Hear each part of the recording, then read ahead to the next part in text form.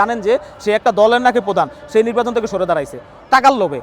মনে করে জামাতের সাথে জোট করছে, টাকার লোভে নির্বাচন থেকে সরে দাঁড়াইছে। আসলে রাশেদ প্রধান যেসব কথাগুলো বলতেছে আসলে এগুলো মাতালের বক্তব্য।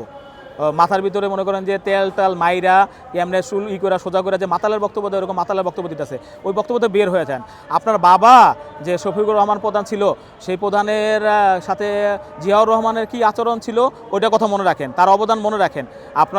আপনার বাবা কিন্তু ফাঁসিতে ঝুলতো, কিন্তু শেখ মুজিবের আইনে কিন্তু ফাঁসিতে চলতো। তো ওই জায়গা থেকে জিয়া পরিবারকে নিয়ে কথা বলার সময় 10 বার ভাইবা কথা বলা উচিত, অন্ততপক্ষে কৃতজ্ঞতাবোধ থেকে এই কথাটা বলা উচিত।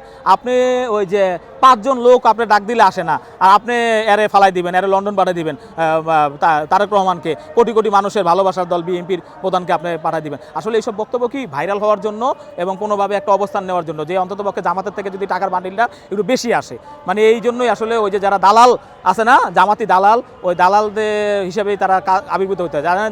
তো এইসব একটা জঘন্য লোক যে নির্বাচনে দাঁড়ানোর সাহস পায় না, সে বিএমপিকে হুমকি দেয়। আসলে এটা হাসির পাত্র, মানে হাস্যরসের কথা ছাড়া কোনো কিছু না।